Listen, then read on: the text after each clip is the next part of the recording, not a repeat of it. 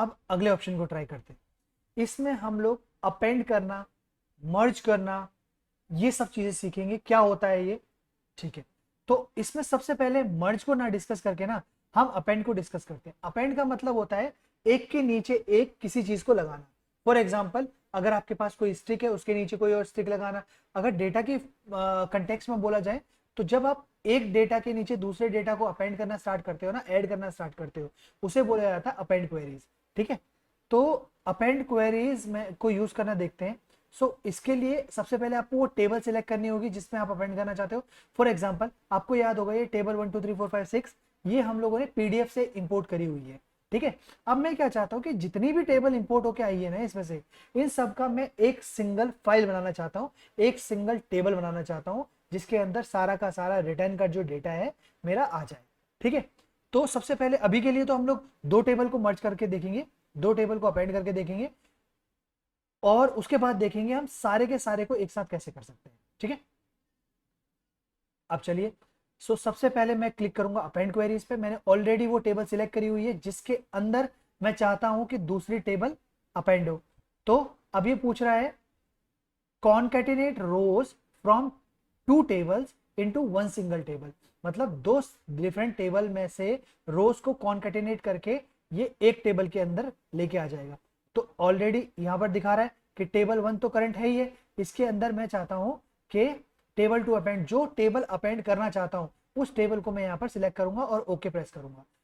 अब आपके नोटिस में एक एरर आएगा। ये एरर क्या है, इस चीज को डेलिबरेटली मैंने यहां पर डाला हुआ है ताकि आप लोग जब प्रैक्टिकल लाइफ में इस चीज को करो तो आपको all of a sudden surprise ना मिले कि ये कैसे हो गया, सिखाया तो कुछ और था, यहाँ पर निकल कुछ और रहा है। ठीक है, तो ये बेसिकली हुआ क्या है मैं आपको बताता हूँ। यहाँ रिटर्न और ऑर्डर आईडी ये ऑलरेडी हेडर मौजूद है, लेकिन अगर आप बाकी के अंदर देखोगे ना तो आपको हेडर मिलेंगे ही नहीं। ठीक है, बात समझ में आई। जो आपकी पहली टेबल है टेबल 1, उसके अंदर तो आपके हेडर इंक्लूडेड है, लेकिन जो टेबल 2 और उसके बाद की फॉलोइंग टेबल है उसके अंदर आपके हेडर इंक्लूडेड नहीं है। तो फिर ये सो ये आपकी टेबल को अपेंड कर ही नहीं पाएगा। तो इसका ये तो प्रॉब्लम होगी। इसका सॉल्यूशन क्या है ना। सॉल्यूशन पे आते हैं। देखो, सबसे पहले सॉल्यूशन पे आने से पहले मैं आपको एक चीज बताता हूँ कि ये अपेंड काम कैसे करता है। पावर क्वेरी एडिटर विंडो के अंदर ये अपेंड होता कैसे है। तो ये रिटर्न से रिलेटेड हेडर को मैच करेगा दूसरी टेबल में जिसका डेटा आप यहां पर लाना चाहते हो। अगर मिल गया तो उसी के नीचे डाल देगा, नहीं तो एक नया कॉलम ऐड करके वहां पर उसका डेटा डाल देगा। ऐसी सेम ऑर्डर आईडी के साथ है। तो फिलहाल के लिए मैं अपेंड क्वेरी को यहां से हटा देता हूं। ठीक है, और वापस अपनी टेबल 2 में आते हैं और देखते हैं कैसे हम यहां पर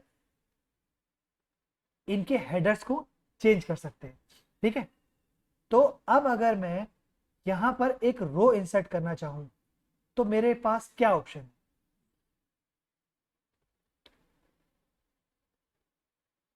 तो उसके लिए मैं क्या करूंगा कि अब जब मैं यहां पर आ गया हूं तो जब मैं इस पर डबल क्लिक मारूंगा, है ना, तो इसका नाम मैं चेंज कर सकता हूं रिटर्न, और दूसरे का नाम मैं रख सकता हूं यहां से देख के कि दूसरे का नाम क्या है, ऑर्डर आईडी। आपने मेक श्योर करना है कि आपके जो भी हेडर को आप टाइप कर रहे हो it should be case sensitive. Order का ओ और आईडी का आईडी दोनों कैपिटल है, सेम जैसा यहां पर है। ठीक है, तो इस चीज का आपने मेक श्योर करना है। अब देखिए यहां पर ऑर्डर आईडी है और यहां पर हम लोगों ने लिख रखा है ऑर्डर्ड आईडी। ठीक है, तो इसको भी चेंज करना है क्योंकि जब तक हम ये हेडर मैच नहीं करेंगे ना आपका डेटा अपेंड होके नहीं आएगा, क्योंकि मैंने आपको बताया कि ये हेडर के बेसिस पे डेटा को अपेंड करता है। अब जब हम इसमें अपेंड परफॉर्म करेंगे ना तो आपको ये प्रॉब्लम नहीं आएगी। ठीक है, अपेंड क्वेरी, अब जिस टेबल को हमने अपेंड करना चाहते हैं टेबल 2 को अपेंड करना चाहते हैं, ओके प्रेस करेंगे। देखिए इस बार कोई एरर भी नहीं आया और आपका टेबल अपेंड होके आ गया। ठीक है, इसी तरीके से ये तो था कि जब आपको एक टेबल, लेकिन सिचुएशन आपके पास ऐसी भी आ सकती है जब आपके पास एक से ज्यादा टेबल अपेंड करने के लिए आए। तो ऐसे केसेस में क्या आप करोगे आप। ठीक है, तो फिलहाल के लिए मैं सभी को इनके हेडर अपडेट कर देता हूं, ताकि हमें जब हम अपेंड कर रहे हो तो कोई दिक्कत ना आए। ठीक है, ऑर्डर आईडी, आप आईडी का मेक श्योर करना है कि डी भी कैपिटल रहे। ठीक है, अगला यहां पर रिटर्न, और यहां पर ऑर्डर आईडी। ठीक है, अगले पेज पे भी ऐसे जाते हैं, रिटर्न ऑर्डर आईडी, सेम ऐसे ही अगले पेज पे यहाँ पर भी रिटर्न और ऑर्डर आईडी। ठीक है, this is how we have updated all our tables header in this manner. ठीक है, अब बात करते हैं इनको एक साथ अपेंड करने की। वापस हम अपेंड क्वेरी में आएंगे, लेकिन इस बार जो ऑप्शन सिलेक्ट करेंगे हम बोलेंगे कि नहीं, हमारे पास 3 या 3 से ऊपर की टेबल। ये वाला ऑप्शन था जब हमारे पास 2 टेबल थी। अब हम बोल रहे हैं कि नहीं, हमारे पास जो टेबल है इट इज मोर देन 2, मतलब हमारे पास 3 या उससे ऊपर की टेबल है। तो मैं उन सारी टेबलों को जिनको मैं अपेंड करना चाहता हूँ ना, एक एक करके टेबल टू अपेंड वाली लिस्ट में डाल दूंगा और ओके प्रेस करूंगा। With in fraction of second आपका जो पेज 1 या टेबल 1 थी उसके अंदर सारा का सारा डेटा अपेंड होके आ चुका है। ठीक है, ये तो था कि जब आपको एक ही जो आपकी एग्जिस्टिंग टेबल है उसके अंदर आपको डेटा लेके आना है, अपेंड करना है। ठीक है, एक option Microsoft power query editor आपको यह भी देता है कि आप चाहो तो एक सेपरेट टेबल बना सकते हो रिटर्न की, जिसके अंदर इन सारी टेबलों का डेटा अपेंड होके आ जाएगा। तो उसके लिए क्या है, यहाँ ड्रॉप डाउन पे जाना है, अपेंड क्वेरी एज न्यू, मतलब ये क्वेरी तो अपेंड करनी है लेकिन इसको एज अ न्यू टेबल दिखाना है हम लोगों ने। ठीक है, तो चलो वापस आते हैं, 3 और मोर टेबल पे आएंगे। ठीक है, इस बार इसको से लेकर के इसको एक साथ सिलेक्ट करके ऐड कर देंगे और ये सारी टेबल आपकी ऐड होके आ गई, और ओके प्रेस करेंगे तो आपकी एक नई टेबल यहां पर क्रिएट होके आ जाएगी अपेंड 1 के नाम से, जिसको हम बोलेंगे that this is return table. उम्मीद करता हूं यहां तक आपको क्लैरिटी मिली होगी। ठीक है, तो हम लोगों ने अपेंड तो देख लिया, अपेंड क्या काम करता है। अब आप सोच के देखिए, अगर आपके पास मल्टीपल शीट्स होती और उसका डेटा आपको 50 शीट है, 50 शीटों का डाटा एक ही एक शीट के अंदर डालना है, कितना क्रिटिकल टास्क हो जाता है, और यहाँ with in fraction of seconds हो गया हो। ठीक है, तो ऐसी छोटी छोटी चीजें आपको बहुत सारी power query editor window allow करता है, जो आपका daily day to day task easy बना देगा। ठीक है, तो वापस बढ़ते हैं। अब you have to be make sure कि अभी भी ये जो डेटा का रेफरेंस उठाएगा ना, वो यहां से उठा रहा है, तो आपकी ये टेबल्स डिलीट नहीं होनी चाहिए, अदरवाइज वो दिक्कत आ जाएगी। ठीक है, अब बात करते हैं हमारा हीरो, जिसका नाम है मर्ज क्वेरी। मर्ज क्वेरी क्या करता है? ठीक है, तो मर्ज क्वेरी का काम है कि मर्ज क्वेरी आपका वी लुकअप है। क्या है? मर्ज क्वेरी आपका वी लुकअप है। जिस तरीके से आप जब कभी एक डेटा बनाने जाते हो, तो डेटा में अगर आप एक डीलर के आगे उसकी सेल, उसका प्रॉफिट, उसका मार्जिन, उसकी कॉस्ट, ये सारे मैप करके एक्सेल में, तो वर्किंग ऐसी ही होती है। माफ कीजिएगा। लेकिन पावर क्वेरी एडिटर विंडो आपको अलाउ करता है कि आप उन फॉर्मूलाओं, जो वी लुकअप या ऐसे कोई फॉर्मूले अगर आप लगाना चाहते हो, तो उसको आपको बार बार लगाने की जरूरत नहीं है। आप एक बार इन्वेस्टमेंट यहाँ पर टाइम लगाओ, यहाँ पर वो फॉर्मूला लगाओ, मर्ज क्वेरी लगाओ, और गोइंग फॉरवर्ड वो आपका काम बाय डिफॉल्ट कर देगा। ठीक है, अब कैसे करेगा? फॉर एग्जाम्पल, ये मेरी ट्रांजेक्शन टेबल है, मेरे को इसमें से देखना है। अब मैं फिलहाल के लिए इसको वापस सही कर देता हूँ। जो सबसे पहले इसको हटा देते हैं, ताकि मेरे प्रमोट हेडर वाली सिचुएशन में वापस मैं पहुंच जाऊं। अब प्रमोट हेडर वाली सिचुएशन पे तो मैं पहुंच गया हूं, लेकिन अब मुझे यहां पर क्या करना है? वी लुकअप लगाना है। अब वी लुकअप क्या लगाना है? मेरे को ये देखना है जितने भी ऑर्डर हम लोगों ने बनाए थे, इसमें इसमें से कितनों के ऑर्डर रिटर्न हुए। अब वो कैसे पता लगेगा? जनरली अगर आपको एक्सेल में ये टास्क करने के लिए दिया जाता तो आप क्या करते? बड़ी सिंपल सा लॉजिक है, ऑर्डर आईडी यहां पर भी है और रिटर्न टेबल में भी ऑर्डर आईडी है, तो आप रिटर्न टेबल से इसका वी लुकअप या इंडेक्स मैच लगाते ताकि आपको ये पता चल जाता कि आपके कितने ऑर्डर ऐसे हैं जो रिटर्न हुए हैं। Correct me if I am wrong. ठीक है, तो वापस से हम आते हैं अपनी मर्ज क्वेरी पे। मर्ज क्वेरी के अंदर अब यहाँ पर आपको दो चीजें दिखाई देंगी। सबसे पहले आपको टेबल वो दिखाई देगी जिसके अंदर आप लगाना चाहते हो और जिस वैल्यू के बेसिस पर लगाना चाहते हो। फॉर एग्जांपल अभी हमें ऑर्डर आईडी के बेसिस पे लगाना है, तो दूसरी टेबल किस में से लगाना है? अब एक अब बेस डेटा भी तो करोगे ना, वो हमारी क्या है? Return table. और रिटर्न टेबल में भी कॉमन फील्ड क्या है? Return ID. ये तो मैंने आपको ये तो मैंने अभी आपको एक सिंगल कॉलम के कॉम्बिनेशन से बताया, लेकिन कई बार ऐसा भी होता है कि ऑर्डर आईडी और डेट के बेसिस पे आप कॉम्बिनेशन लगा सकते हो। तो यहाँ पर आप दो कॉलम सिलेक्ट कर सकते हो और नीचे वाली में भी दो कॉलम आप सिलेक्ट कर सकते हो, लेकिन make sure, you have to be make sure कि आप उसी ऑर्डर में ऊपर वाली टेबल और नीचे वाली टेबल दोनों को उसी ऑर्डर में सिलेक्ट करो जिस ऑर्डर में आप लुकअप लगाना चाहते हो। तो इसका मतलब ये कॉन्केटिनेट करेगा ऑर्डर आईडी और डेट को, और यहाँ भी ऑर्डर आईडी और डेट को कॉन्केटिनेट करके फिर लुकअप लगाएगा। फिलहाल के लिए मुझे ऑर्डर आईडी के बेसिस पे ही लुकअप लगाना है, तो मैं सिर्फ ऑर्डर आईडी सिलेक्ट करूंगा और मैं कहूंगा कि इस अभी के लिए इग्नोर, जो प्राइवेसी चेक्स हैं उसको इग्नोर कर दो।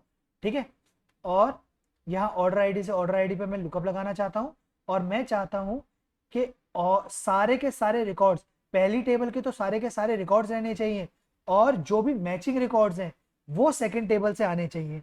ठीक है, लेकिन यहाँ पर दूसरे ऑप्शन भी है, आप ये भी कर सकते हो कि जितने रिकॉर्ड, ये तो तब था, मतलब अब देखो आपके पास मल्टीपल सिचुएशन हो सकती हैं। एक केस में आप बोल रहे हो कि मेरे पास सेल्स का डेटा या ट्रांजैक्शन का डेटा तो सारा का सारा होना चाहिए, उसके आगे मैं ये देखना चाहता हूँ कि कितने रिटर्न ऑर्डर हैं मेरे। दूसरे क्राइटेरिया में हम ये बोल रहे हैं कि सिर्फ मेरे को इस ट्रांजैक्शन टेबल में से वही रिकॉर्ड देखने हैं जिनके ऑर्डर रिटर्न हुए हैं। ठीक है, तो दूसरे वाले केस के लिए आप ये बोलोगे कि भैया मुझे राइट वाली टेबल यानी दूसरी वाली टेबल, रिटर्न वाली टेबल से सेकंड वाली टेबल से सारे रिकॉर्ड्स वो लेने हैं जो मैच कर रहे हो। ठीक है, all records matching from first tables. Okay, ये क्लियर है? दूसरा फुल आउटर, मतलब दोनों में से ही रिकॉर्ड उठाएंगे, लेकिन दोनों के दोनों रिकॉर्ड उठाएंगे, मतलब जिस जो मैच कर जाएंगे वो आ जाएंगे और जो इसमें से मैच नहीं करेंगे वो नीचे अपेंड हो जाएंगे। ठीक है, जो मैचिंग वाले हैं सिर्फ वो चाहिए तो वो मैचिंग वाले आ जाएंगे। मतलब इस जो राइट आउटर है इसमें क्या होगा कि इसके सारे रिकॉर्ड आएंगे और मैचिंग वाले भी आएंगे, लेकिन जब इनर बोलेंगे ना आप, इनर ज्वाइन का मतलब है कि दोनों में जो मैच कर रहे हो सिर्फ वो मिलेंगे। लेकिन एंटी ज्वाइन, एंटी लेफ्ट का मतलब है कि जो मैच नहीं कर रहे, जो मैच नहीं कर रहे पहली टेबल में, जिनके रिटर्न नहीं है वो आएंगे। दूसरे वाले में जो सेकंड वाले से मैच कर रहे हैं सिर्फ वही आएंगे। ठीक है, अभी फिलहाल के लिए इतना कंफ्यूजन क्रिएट नहीं करते, सबसे पहले लेफ्ट वाला को लगाते हैं और ओके प्रेस करते हैं। ठीक है, देखते हैं क्या रिजल्ट आता है। ठीक है, ये मर्ज क्वेरी हम लोगों ने लगाई और यहाँ पर अब एक रिटर्न टेबल आ गई, लेकिन यहाँ पर हमारा आउटपुट कुछ नहीं आ रखा। क्यों? क्योंकि ये हमें आउटपुट एक साथ ही सिलेक्ट करने के लिए बोलता है। अब देखिए, वी लुकअप या इंडेक्स मैच की लिमिटेशन क्या थी कि वहां पर आपको एक बारी में एक ही बार आप रिजल्ट का आउटपुट ले सकते हो, लेकिन यहाँ पर ये आपको अलाउ करता है कि आप मल्टीपल आउटकम को एक साथ ले सकते हो।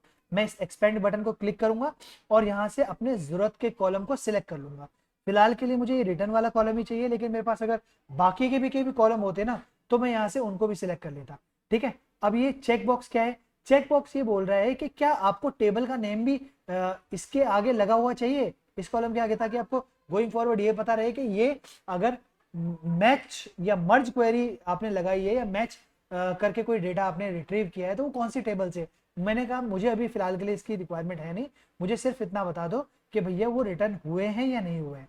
आई सेड ओके, ओके पे प्रेस करूंगा और यहाँ पर आपके पास आ गया आउटपुट। ये देखिए, ये आपका लग गया वीलुकअप। भाई साहब जो यहाँ पर यस दिखा रहा है ना, इसका मतलब ये है कि ये वो ऑर्डर्स हैं जिनके रिटर्न्स आपके पास आए हुए हैं, और जिनके आगे नल वैल्यू दिखा रहा है ये वो वैल्यूज हैं जिनके ऑर्डर तो लगे हैं लेकिन एज ऑफ नाउ कोई रिटर्न रिसीव हुआ ही नहीं है। अब आप चाहो तो इन नल वैल्यू को रिप्लेस कर सकते हो, इन नल वैल्यूज को रिमूव कर सकते हो, ब्लैंक से कर सकते हो, या किसी और नॉट फाउंड कुछ भी जो भी आपका कस्टम मैसेज रखना चाहते हो आप यहाँ पर रख सकते हो। ठीक है, उम्मीद करता हूँ यहाँ तक आप चीज आपको समझ में आई होगी। अब यहाँ पर अब इसको थोड़ा सा चेंज करते हैं। इस बार हम बोलते हैं, पिछली बार लेफ्ट लिया था, इस बार हम लेते हैं राइट वाला, जिसके अंदर हम इन्हीं ऑर्डर आईडी का डेटा यहां पर निकालेंगे। ओके प्रेस करेंगे। अब देखिए इस बार क्या आउटपुट निकल के आता है, अगली टेबल पे आते हैं। ये देखिए, अब ये सारे रिकॉर्ड्स आपको वही मिलेंगे जो टेबल रिटर्न के अंदर है। समझ में आई? पहले वाले केस में क्या हुआ था कि जितनी भी ट्रांजैक्शन थी उसके आगे वीलुकअप लग के आ गया कि भैया रिटर्न कितने कितने हैं, लेकिन अब ये ट्रांजैक्शन टेबल के अंदर सिर्फ और सिर्फ वो रिकॉर्ड हैं जो रिटर्न आए हैं। समझ गए? बहुत ही क्रिस्प इंफॉर्मेशन निकल गई अब आपकी। वापस उसी पे आते हैं। इस बार तीसरा ऑप्शन ट्राई करते हैं। तीसरा ऑप्शन में वो बोल रहा है कि सारे रिकॉर्ड्स मुझे चाहिए। ओके प्रेस कीजिए। ठीक है, अब इसमें क्या होगा, एक्सपेंड पे क्लिक कीजिए। अब इसके अंदर वो भी आ जाएंगे जो आपके इस टेबल में थे, और वो अब अगले वाले ऑप्शन पे बढ़ते हैं। अगले वाले ऑप्शन में हम लोगों ने लेफ्ट राइट, इनको आप, मैं ये बोलूंगा कि इनको आप खुद ट्राई करके देखिए। मैंने मोटा मोटा आपको मतलब तो बता दिया। इसमें सिर्फ मैचिंग आएंगे, इसमें फर्स्ट टेबल के जो नॉन मैच्ड है वो आएंगे, इसमें सेकंड मैच का सेकंड टेबल में जो नहीं है और फर्स्ट टेबल में है सिर्फ वो आएंगे। ठीक है, आप करके देखिएगा, आपको समझ में आ जाएगा। फिलहाल के लिए मैं इसको लेफ्ट पे ही रखता हूं क्योंकि लेफ्ट का ही मुझे चाहिए था। ओके प्रेस करेंगे। ठीक है, और इसको एक्सपेंड कर देंगे तो हमारा वी लुकअप लग के आ गया और हमारा उसके आगे स्टेटस भी लग के आ गया, क्या ये रिटर्न ऑर्डर है भी या नहीं। ठीक है, उम्मीद करता हूँ यहाँ तक आपको चीज समझ में आई होगी और मर्ज क्वेरी वाला कॉन्सेप्ट आपको क्लियर हो गया होगा, क्रिस्टल क्लियर हो गया होगा। ठीक है, अब बढ़ते हैं आगे। अब मर्ज क्वेरी में भी एज अ न्यू आ रहा है। जिस तरीके से अपेंड क्वेरी में एज अ न्यू आ रहा था, इसी तरीके से आप मर्ज क्वेरी में एज अ न्यू यूज कर सकते हो, जिसमें ये होगा कि बजाय ट्रांजैक्शन टेबल पे मर्ज या वीलुकअप लगने के एक नई टेबल क्रिएट होगी और उसके अंदर स्टेटस लगा हुआ आ जाएगा कि ऑर्डर रिटर्न है भी या नहीं है। ठीक है, अब मुझे लगता है कि यहाँ पर थोड़ी सी गड़बड़ हुई है क्योंकि यहाँ पर ये सिर्फ और सिर्फ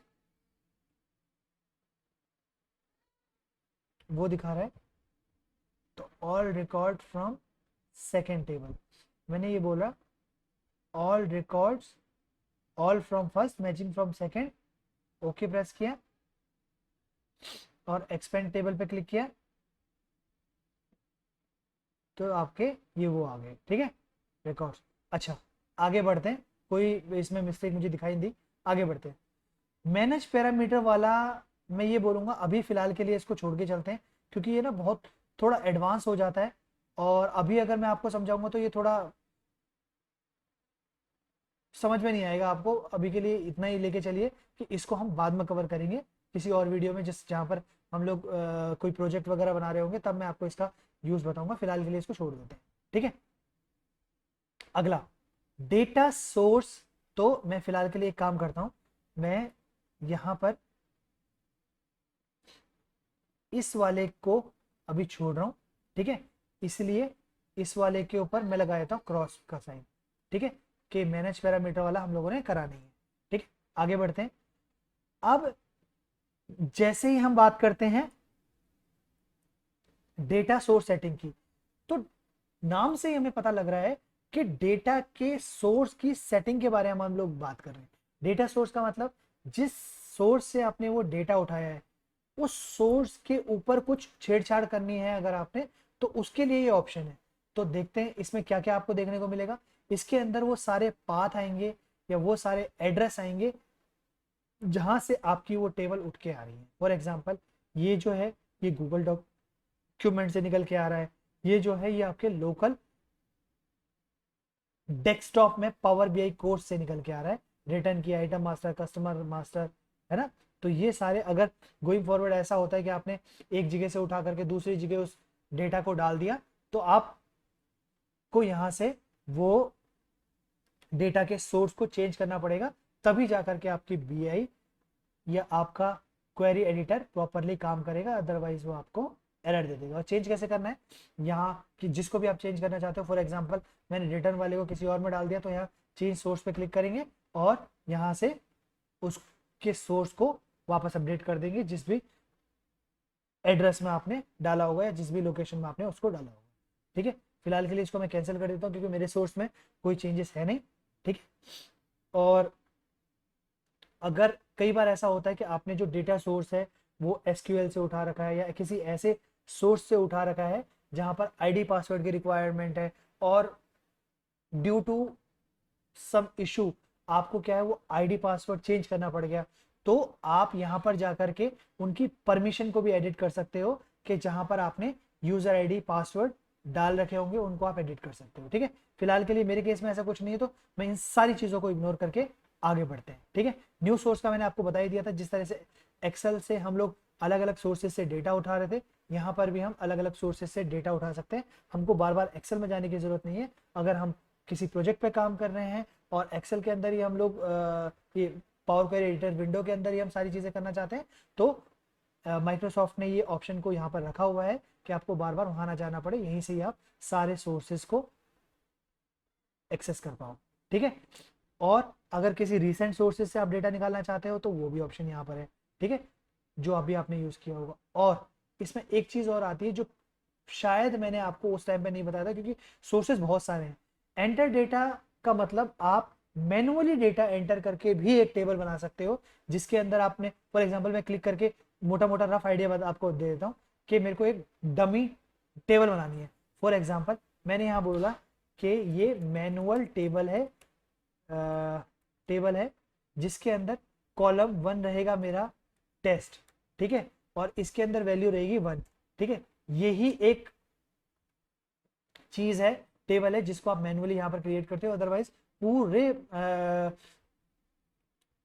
आपको पावर क्वेरी एडिटर के अंदर मैनुअली कुछ नहीं मिलेगा।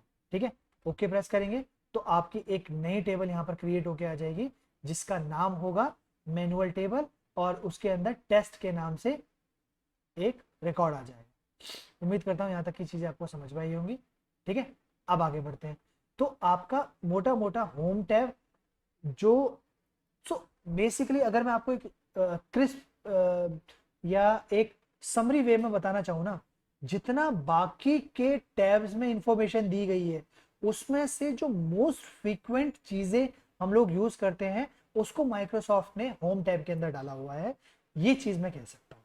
ठीक है, अब अगले वाले पार्ट के अंदर हम ट्रांसफॉर्म, और उससे अगले वाले पार्ट के अंदर हम ऐड कॉलम, और उससे नेक्स्ट पार्ट के अंदर हम लोग व्यू वाले टैब को कंप्लीटली डिस्कस करेंगे। अगर आपको ये वाकई में ये वीडियो पसंद आई हो तो लाइक बटन पे हिट कीजिए, चैनल को सब्सक्राइब कीजिए और अपने सभी दोस्तों के साथ ये वीडियो जरूर शेयर कीजिए। आज के लिए बस इतना ही। This is Prakash signing of.